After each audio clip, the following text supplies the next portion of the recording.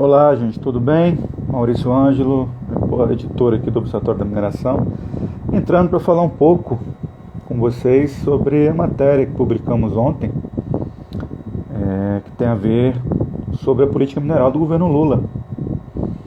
Então vamos esperar um pouco o pessoal entrar, mas é interessante porque, como a matéria mostra, a tônica do governo Bolsonaro nos últimos 4 anos foi de mandar comitivas substanciais, comitivas formadas normalmente por representantes do Ministério de Minas e Energia, da Agência Nacional de Mineração, em conjunto com executivos de mineradoras para o PDAC, PDAC, enfim, realizado em Toronto, no Canadá. Esse evento é o maior evento de mineração do mundo, realizado todo ano no Canadá. Nos 4 anos de governo Bolsonaro, o Brasil virou uma estrela do PDAC. Patrocinou o evento, teve stands, reuniões, acordos com representantes do governo do Canadá, da Bolsa de Toronto. Foram feitos convites sistemáticos para que empresas não só do Canadá, que de fato é o centro da mineração mundial, o centro financeiro da mineração mundial, e tem uma concentração enorme de empresas canadenses que atuam no Brasil e em vários países do mundo, obviamente, incluindo aqui a América Latina, viesse para o Brasil abrir novas áreas. E agora, no governo Lula, isso não foi diferente. O Ministério de Minas e Energia, a ANM, em conjunto com executivos de várias mineradoras grandes, médias e investidores, participaram de rodadas de negociação no PDAC.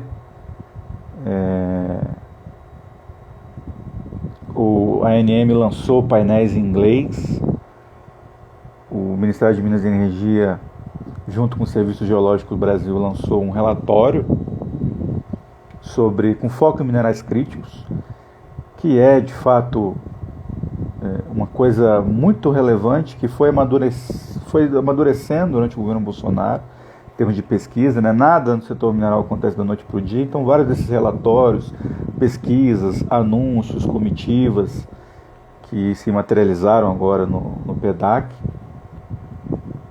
já vem dos anos passados, E isso esse evento, esses anúncios feitos lá no Canadá mostram bem como que a política mineral do governo Lula em relação às grandes mineradoras é muito próxima do que era o governo Bolsonaro.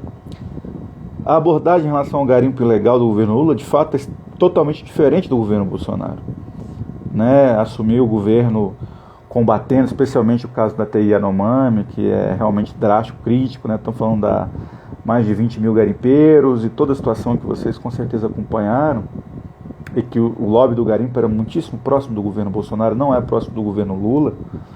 Mas é importante dizer que a mineração industrial, representada, por exemplo, pelo IBRAM, Instituto Brasileiro de Mineração, que representa aí quase 90% das grandes mineradoras que atuam aqui no Brasil, também está a favor de combater o garimpo ilegal. E está a favor porque, claro, primeiro, é uma questão que vai contra a própria imagem da mineração brasileira no geral.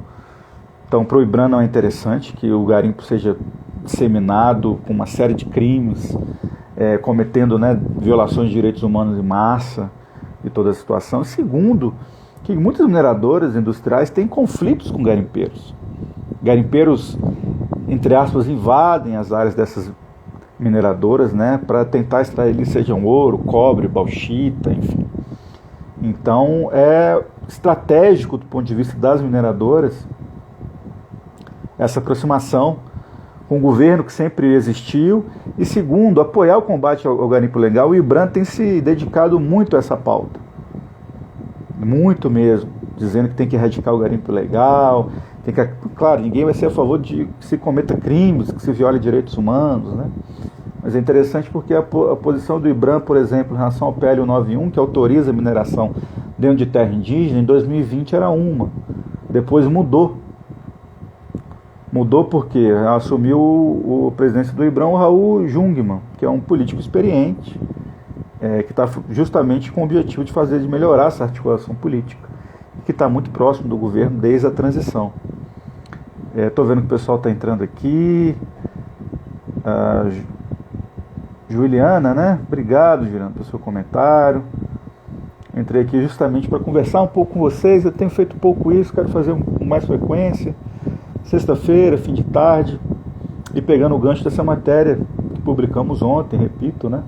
Sobre a comitiva que o governo Lula mandou para esse evento de mineração no Canadá, que é o maior evento do setor no mundo, com o objetivo novamente de explorar novas áreas de mineração no Brasil, né? A ANM, lá eu detalho isso, tem 50 mil áreas de exploração na gaveta. E os leilões da ANM, os recentes, né, muitos deles problemáticos, incluindo leilões em áreas de garimpo, no caso, para lavra garimpeira, e que incidem sobre terras indígenas na Amazônia, que está sendo revisto pelo atual governo. Mas, repito, uma coisa é o combate ao garimpo ilegal, rever tudo que foi feito no governo Bolsonaro. A outra coisa é a relação com a mineração industrial, que é muito próximo do governo, sempre foi de todos os governos, inclusive do governo do PT, Lula 1 e 2 e Dilma. Como é que vai ser? E esse evento no Canadá mostra muito bem que essa relação é próxima, é de sinergia, é de trabalhar em conjunto, é de abrir novas áreas, é de fazer eventos e reuniões com investidores do mundo inteiro para que essa exploração aconteça. E estamos falando de empresas grandes que também violam direitos humanos, que causam uma série de problemas socioambientais, né? Além de Mariana de Brumadinho, que claro, são os que chamam mais atenção por motivos óbvios, né? São desastres de grandes proporções nos últimos anos, mas tem uma infinidade de grandes e médias empresas na mineração. É sempre delicado você falar o que é uma média empresa na mineração, né? São uma das grandes que lucram bilhões e bilhões de dólares por ano, que tem projetos espalhados pelo país inteiro e pelos países vizinhos, no caso de Vale, Anglo American, Kinross, enfim, Nexa, etc. Mas empresas que violam direitos, que contaminam cursos d'água, de barragens que têm inúmeros problemas. No Pará, em Minas Gerais, na Bahia, que passam por cima de direitos quilombolas, direitos indígenas, que tomam conta, né, de uma região normalmente prometendo empregos, prometendo impostos. Esse é sempre o argumento que a mineração usa, que as mineradoras usam.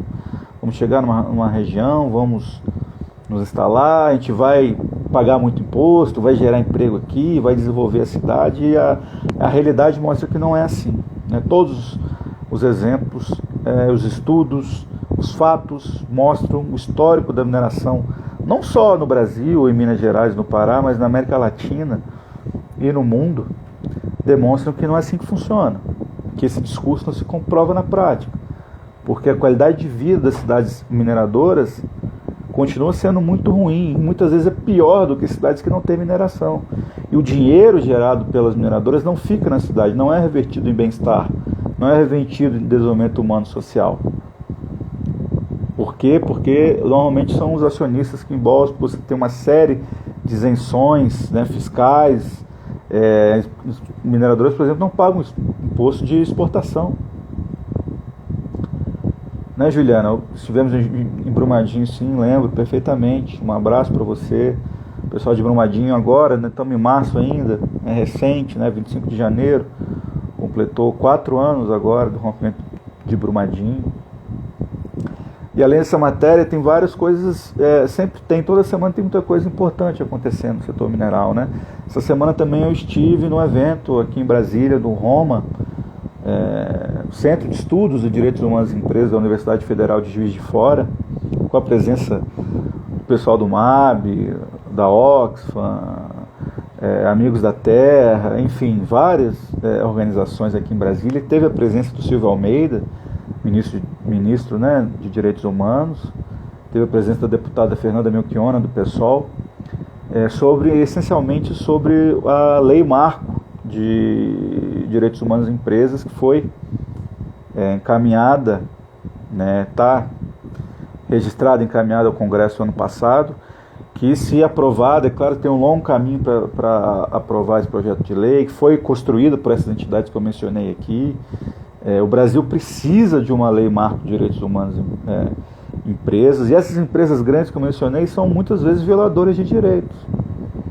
Então seria mais um instrumento legal, né, importantíssimo, que o país hoje não tem, de garantia, pelo menos de uma tentativa de se garantir que o respeito a esses direitos sejam de fato cumpridos, o que hoje não acontece, né? É muito importante que a sociedade civil se organize, né, que as instituições pressionem não só os parlamentares de oposição, mas o próprio governo Lula, porque, repito, a relação do governo Lula com a grande mineração, esse evento no Canadá mostra, e os fatos históricos mostram, que tende a ser muito próximo.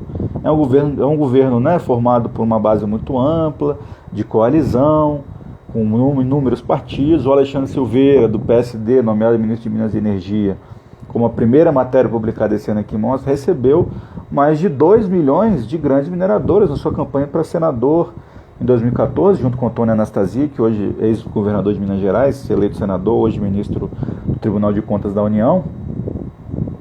E também na campanha do ano passado também recebeu doações de grandes empresários de mineradores. Doações que, claro, são legais, registradas no TSE, né? Não quer dizer que sejam coisas ilegais. A questão é que isso mostra a proximidade e o poder econômico, a influência política. E o Alexandre Silveira, obviamente, não é o único, né? Quando você analisa os dados de 2014, que foi o último ano que foi autorizado que empresas em geral, não só mineradoras, fizessem doações diretas a candidatos e partidos, sempre repito isso, as mineradoras naquela ocasião doaram mais de 100 milhões de reais para candidatos a presidente, governador, senador, deputado federal, deputado estadual. E nas outras eleições, de lá para cá, 2014 para cá, você tem doações de empresários agora, né? Não são mais de empresas, mas de pessoas físicas, de empresários, para esses políticos em geral. O atual ministro não é o único, né? Você tem uma série de deputados que receberam lá atrás, continuaram recebendo, que foram reeleitos. Continuam aqui na Câmara Federal, deputados a nível estadual. No caso de Minas Gerais, cerca de 80% dos deputados eleitos em 2014 tinham recebido doações de mineradores. Você imagina, muitos deles continuam no poder.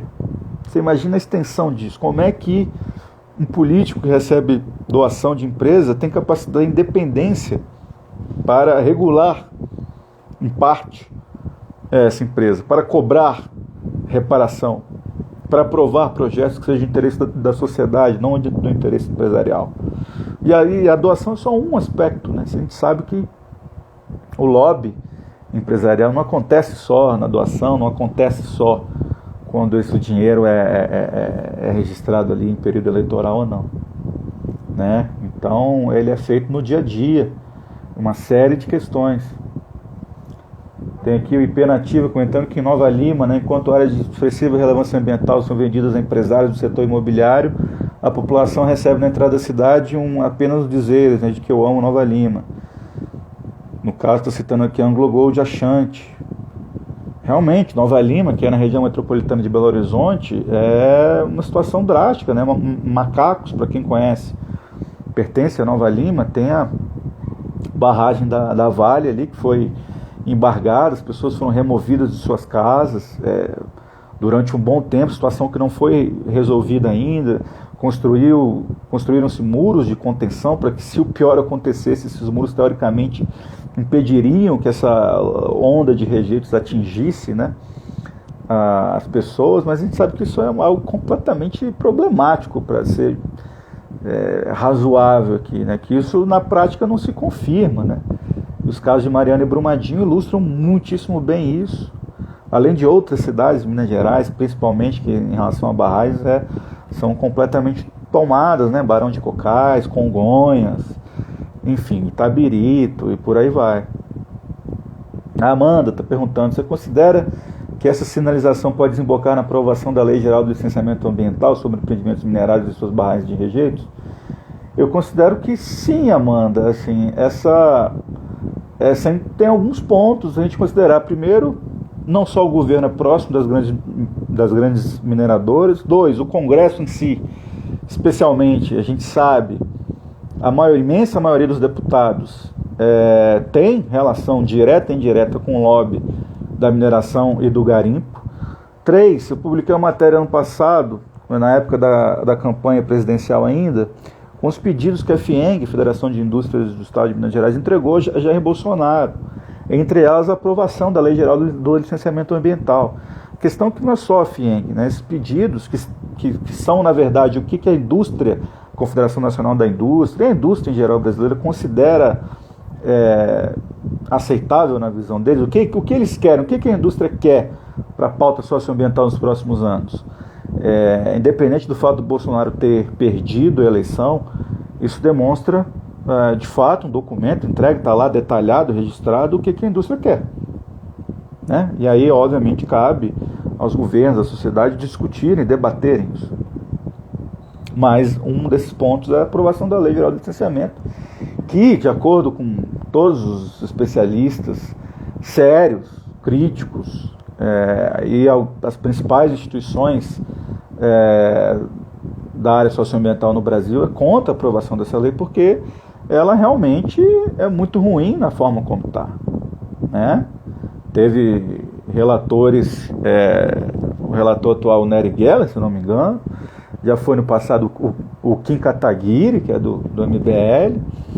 As leis, né, sempre que são registradas, elas passam por inúmeras alterações durante o caminho, e essa versão, segundo a Sueli Araújo aqui, por exemplo, que eu entrevistei para essa matéria que eu mencionei sobre o pedido da FIENG, e o Observatório do Clima, que é a instituição na qual ela faz parte, ela diz para mim, está lá na matéria isso, primeiro, esses pedidos são uma bomba antiambiental e demonstram uma visão retrógrada sobre licenciamento e outras questões essenciais.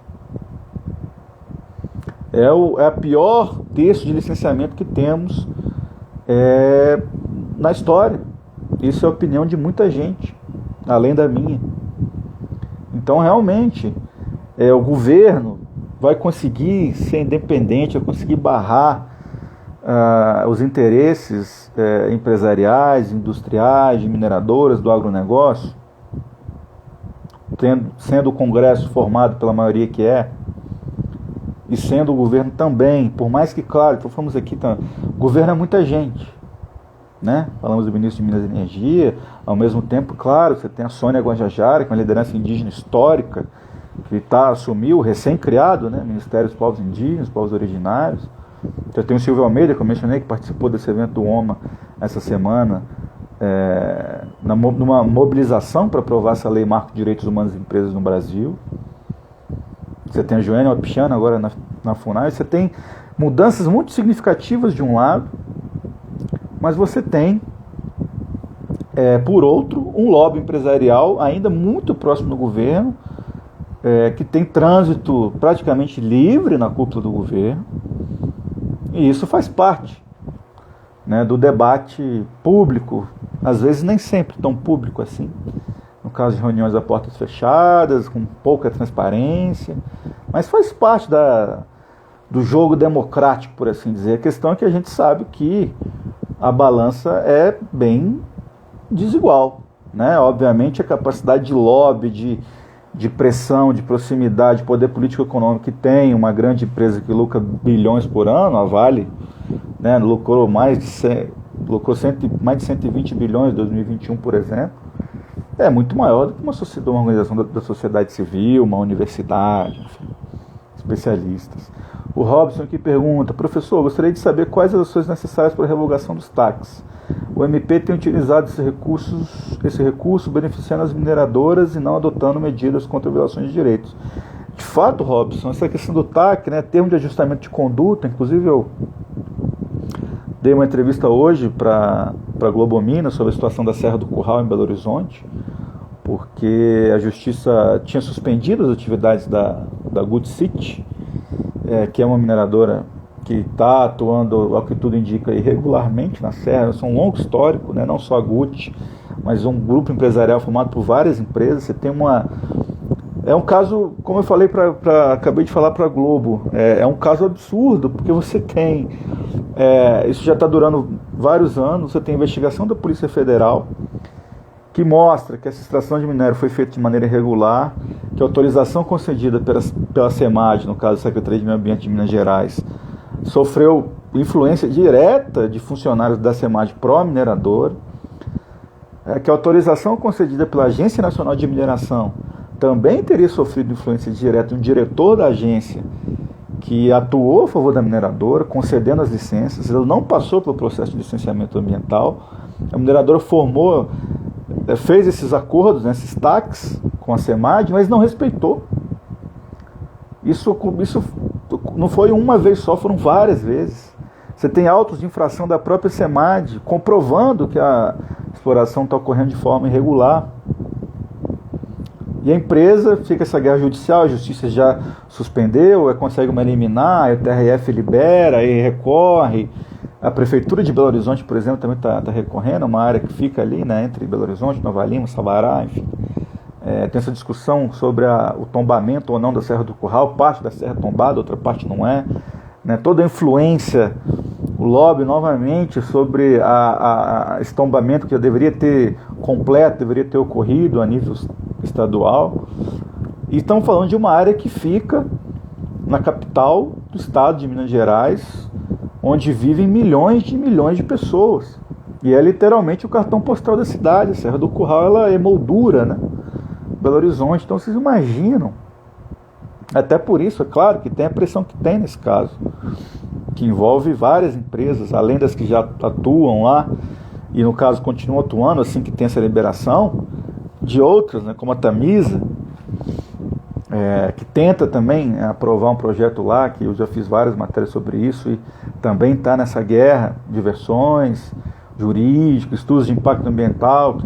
Então, quando é feito um TAC, um acordo, você olha, tudo bem, isso aqui foi identificado que isso aqui não está legal, não está certo, deveria ter feito isso, não fez, mas vamos fazer um acordo para você entrar em conformidade, você começar a cumprir o que você deveria ter feito antes que você não fez. Ok, vamos. Aí os termos são fechados e a empresa continua desrespeitando. A empresa, mesmo assim, não cumpre o que ela disse que faria no acordo, que já é uma chance. Isso é feito uma vez, duas vezes, três vezes. Ou seja, realmente, essa questão do TAC tem que ter um limite. Até quando vai? Até quando é razoável uma empresa, uma mineradora de modo geral, firmar um TAC, com o Ministério Público, com a Secretaria de Meio Ambiente, seja ela de qual estado for, enfim, qual região for, e continuar desrespeitando, e a fiscalização mostrar que a empresa não está agindo de acordo, até quando é razoável. A gente sabe que as multas ambientais no Brasil, de modo geral, não são pagas. A matéria anterior que antes dessa, em relação a essa comitiva que foi enviada ao Canadá, foi sobre o caso da Renova, do desastre de Mariana, Vale Samarco e BHP, que mostra que os 36 bilhões que as empresas dizem terem pago nesses mais de 7 anos, na verdade você não tem uma auditoria, você não tem comprovação de que esse dinheiro foi realmente pago. Quem diz isso é o Ministério Público Federal, não sou eu. Você tem uma série de investigações em cima da Renova. Esse dinheiro nunca teve uma auditoria externa realmente independente para comprovar que esse dinheiro foi aplicado da maneira como deveria ter sido. E, segundo o procurador Carlos Bruno, isso não é observável na bacia do Rio Doce, ou seja, na prática, as pessoas não veem que as coisas estão melhorando, que todo esse dinheiro, que deveria ter um impacto positivo, supostamente na bacia, da reparação ambiental, por exemplo, que é muito complexa e delicada, mas não teve. E quando você conversa com os atingidos, obviamente eu conversei com dezenas, talvez centenas de atingidos nesses anos, você ouve esses relatos, A pesca continua proibida, o modo de vida das pessoas foi atingido de maneira muito dura, a questão da reparação das indenizações tem todo o histórico muito grande, que a gente pode fazer várias lives sobre isso aqui, mas é bastante questionável. Muita gente que deveria receber não recebeu, gente que não deveria receber, recebeu. E o tempo vai passando. Já são mais de 7 anos o rompimento de Mariana, que é considerado o pior desastre ambiental do Brasil. Robson está aqui falando, sou morador de uma zona de autossalvamento da barragem Santa Bárbara, da empresa Valorec, de Piedade de Parauapebas, que é péssimo, que é ali. E aqui o MP fez um TAC de 5 milhões. Dos 5, 2 retornaram para a empresa garantir a estabilidade da barragem. Pois é, Robson. Que é justamente ali na região de Brumadinho, né? A Valorec teve aquele episódio ano passado em que houve um transbordamento, né, de uma estrutura da empresa, deslizou um dique, atingiu uma estrutura abaixo e transbordou, atingiu a rodovia, arrastou alguns carros, uma família precisou desviar da rodovia, que é principalmente que é usada normalmente nesses casos. Um centro de resgate de animais silvestres do IBAMA, o pessoal também precisou evacuar os animais, os próprios funcionários também, de um projeto, de uma área que era considerada super segura. Mas esses episódios, como chuvas acima do normal, ok, vamos considerar que a chuva realmente foi acima do normal. A gente vive um cenário de crise climática, em que esses episódios são cada vez mais recorrentes, não só em Minas, em São Paulo, na Bahia, no Rio de Janeiro. Para citar, quase todo ano você tem, quando tivemos agora em São Paulo, uma chuva muito acima do normal, causando, né, mortes, deslizamentos. Quase todo ano nós estamos tendo com mais e mais frequência. E isso atinge, no caso de Minas Gerais, os projetos de mineração, as barragens, as estruturas de modo geral. Né, você tem as barragens principais, você tem diques, você tem taludes, enfim, você tem uma série de estruturas menores que servem de suporte a esses projetos, que também sofrem impacto dessas chuvas. E as empresas são obrigadas a prestar conta disso, a contratar auditorias para mostrar como é que essas estruturas estão ou não estáveis, seguras. E a gente sabe que, né, o caso de Brumadinho e Mariana mostra que isso nem sempre acompanha a realidade, né? Porque, novamente, você está... como a fiscalização é falha e o Estado e o governo federal não têm capacidade de fiscalizar como deveria, isso fica em grande parte na mão das próprias empresas, assim como o processo de reparação fica na mão das próprias empresas. Então você está dando o direito, a prerrogativa para quem cometeu, para quem foi responsável pelo rompimento de uma barragem, no caso, ela mesma vai dizer como é que deve funcionar o processo de reparação, por mais que seja em diálogo, em debate, em discussão com o Ministério Público, com as defensorias, com o governo federal, governos estaduais, municipais, etc. Mas isso é uma discussão muito profunda e relevante no Brasil e no mundo, que tem a ver também com a Lei de Marco de Direitos Humanos, que reforça o pessoal do OMA e várias outras instituições debatendo essa semana aqui em Brasília. Então, assim, é importante também que a sociedade caminhe para aumentar os mecanismos de controle, aumentar as garantias mínimas que existem para os direitos humanos das pessoas, da sociedade, que muitas vezes não são respeitados, mesmo quando essas garantias existem. Né? Vide o direito de consulta livre, prévia e informada.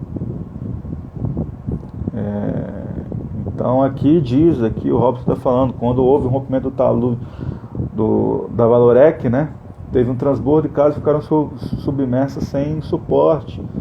Houve um racismo ambiental muito grande. Isso é importante também, porque a maioria das populações atingidas de verdade são populações mais vulneráveis, em grande parte são uma população negra ou indígena, ribeirinha, quilombola, que não tem seus direitos respeitados de modo geral, não tem seu direito de consulta livre, prévia informada, que tem a ver não só com a Convenção 69 da OIT, Organização Internacional do Trabalho, mas é ratificado em lei pelo Brasil.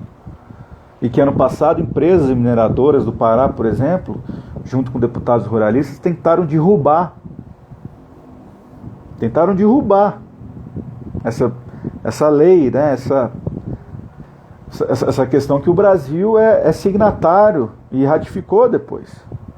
Ou seja, se esse direito já não é respeitado, você imagina se oficialmente derruba isso. Depois, pela pressão, voltaram atrás. Mas esses direitos estão sendo atacados constantemente, o tempo todo. Todo ano, todo dia, toda semana, todo mês. Reparação de vários desastres aqui, de outros menores, como da Herculano mesmo, em Minas Gerais, está na justiça também até hoje. O pessoal da Herculano, que diga-se, doou dinheiro para a campanha de Jair Bolsonaro ano passado, empresários da Herculano. Que é uma barragem que rompeu antes de Mariana, matou funcionários, trabalhadores. Que é muito menos conhecido, porque, claro, a extensão é muito menor que o de Mariana. Você teve também transbordamento no Maranhão, de uma empresa do Canadá, da Equinox Gold. Você teve contaminação no Amazonas, da taboca, incidindo ali sobre os rios, o povo indígena vai Mirim a Troari. Eu fiz matéria sobre isso. Casos que quase não são falados. Quando você polui um rio de uma comunidade indígena, por exemplo, que depende daquele rio, não só para a sua subsistência, para o seu modo de vida, que tem uma relação muitas vezes de sagrado com aquele rio, cultural, espiritual, histórica. Como é que se repara isso? Quem repara? Como repara? Muitas vezes não há reparação simplesmente. Assim como as hidrelétricas, que destroem lugares sagrados do povo Munduruku, por exemplo. Não existe reparação para isso, na verdade. Então é muito difícil, quando esse viés capitalista, desenvolvimentista, encontra uma outra abordagem de mundo que é completamente diferente. Uma relação com a natureza, com os rios, com as montanhas, que é completamente diferente. Está aqui o Almir Suruí, entrou aqui na live, inclusive. Um abraço para você, Almir. Que é uma liderança indígena também histórica. O Ailton Krenak vive falando disso há muito tempo, os seus livros. Que bom, alcançaram um bom público nos últimos anos. E claro, suas falas, suas participações, além do Ailton, está aqui o Almir, a própria Sônia, o pessoal da PIB, de modo geral, lideranças jovens também, Chay Suruí e várias outras. Tem um papel importantíssimo, porque de fato, se a gente quiser pelo menos conter a crise climática, se a gente quiser diminuir os impactos da crise climática, os povos indígenas são essenciais. A proteção que eles fornecem, pelo seu próprio modo de vida, quando eles têm seus direitos respeitados, demarcação de terras homologadas, que seria o ideal, sem sofrer invasões, seja de garimpeiros, de madeireiros, de empresas grandes ou não. Também um dos efeitos é garantir a estabilidade, por exemplo, do clima na Amazônia, que já é seriamente afetada, a floresta já está emitindo mais carbono do que consegue absorver. O tal do ponto de não retorno, que o Carlos Nobre fala há muito tempo, está sendo atingido. A savanização da Amazônia, o que é isso? Você está destruindo a floresta de modo irreversível, para simplificar. E a Amazônia tem influência direta e indireta no clima do Brasil inteiro, da América Latina e do mundo. Por isso que eu postei aqui na época que, de fato, derrotar Bolsonaro era essencial para a manutenção da vida no planeta. Isso não é um exagero. E ótimo, Bolsonaro foi derrotado. Maravilha, essencial realmente para o mundo. Mas, repito, o governo Lula tem uma relação em relação ao combate ao garimpo ilegal, em relação às grandes mineradoras é outra.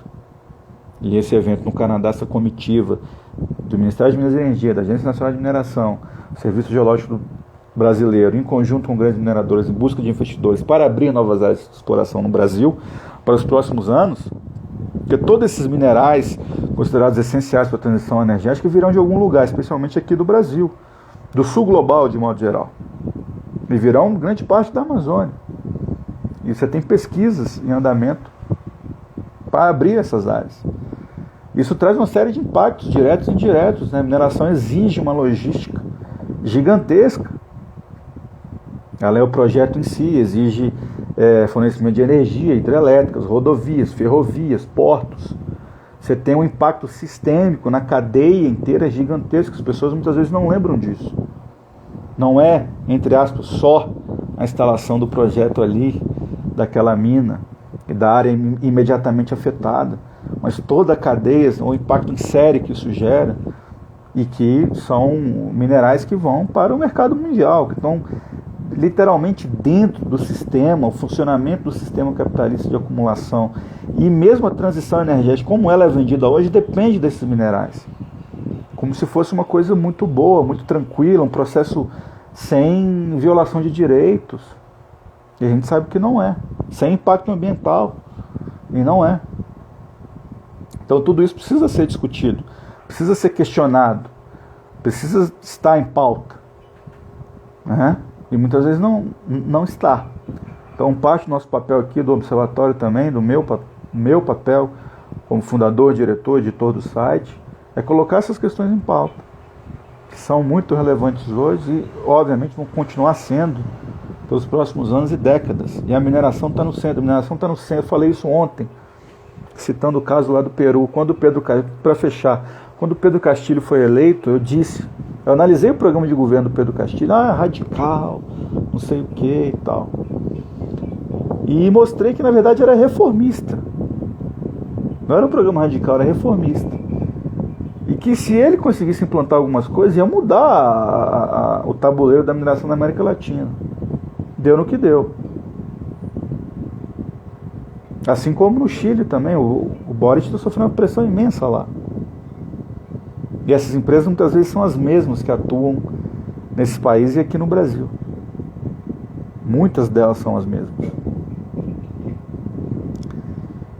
Então, assim, a mineração está... Toda a barbárie colonial histórica da América Latina, até os golpes de Estado que são dados hoje em vários países, ano a ano, incluindo recentemente, tem, em grande parte, a mineração por trás. E a própria acumulação capitalista, o modo de vida capitalista, teve e tem a mineração por trás. A mineração é a espinha dorsal desse sistema, incluindo da crise climática, obviamente. Toda a contribuição histórica e a contribuição que é dada hoje pelas emissões de carbono, por todo o impacto sistêmico da cadeia, que não é pouco, é muito grande. E isso precisa ser lembrado, preciso ter isso em mente sempre. Essas coisas não acontecem por acaso. Estamos falando de corporações muito poderosas, com um alcance muito grande, e que tem todo o histórico que tem de violações de direitos. Então é por isso que é importante você ter uma lei marco de direitos humanos e empresas no Brasil, por isso que é importante a sociedade pressionar por todas as formas que se conseguir se organizar e pressionar, também abrir o diálogo, porque o lobby empresarial é feito 24 horas por dia, todos os dias. Então é importante que estejamos organizados, atentos da minha parte como jornalista, né, que eu esteja reportando essas coisas e mostrando os fatos, sempre ouvindo todo mundo, mostrando os fatos, como é que essas coisas se dão, como é que isso acontece, como esses projetos são implantados, sob quais interesses, respeitando ou não o direito de consulta livre e prévia informada, respeitando ou não as leis brasileiras. Mesmo quando se respeita a lei, será que aquela lei, como é que ela foi formulada? Em alguns casos, já mostrei isso, as mineradoras influenciam a própria escrita das leis. Se você define como a regra deve ser, quer dizer que mesmo que você respeite aquela regra, porque ela está te beneficiando, isso é no mínimo questionável. No mínimo questionável. Então, é isso, gente. Por hoje, é só abrir aqui eu quero, né, abrir esse diálogo com vocês com mais frequência. Recomendo, obviamente, que acessem o site, observatoriodamineração.com.br, para ler essas matérias. E ajude também a manter o site. Vocês podem fazer uma doação pontual via Pix, apoia@observatoriodamineração.com.br, ou via PayPal, uma doação frequente, mensal. Tem lá no site as informações como fazer isso. Aqui também no Instagram tem o link aqui direto na bio do Observatório. Você vê lá os detalhes, como é que você pode ajudar ou não, porque nosso jornalismo é sério, investigativo, independente. Nós não aceitamos doações, não só de mineradoras, mas de empresa nenhuma, e não colocamos anúncios no site, não poluímos, né? Você pode ler, tem acesso livre, não é pago, né? Paywall, restrição de acesso. você não tem 1 milhão de anúncios do Google poluindo, cheio de banner explodindo na sua cara, ele tendo que fechar, onde é que você vai ler, né? Que é muito ruim de fato, mas não é fácil manter o site dessa maneira. Então peço que, podendo, é importante mesmo que apoie nosso trabalho, tá bom? Um abraço a todos, bom fim de semana, até breve, tchau, tchau.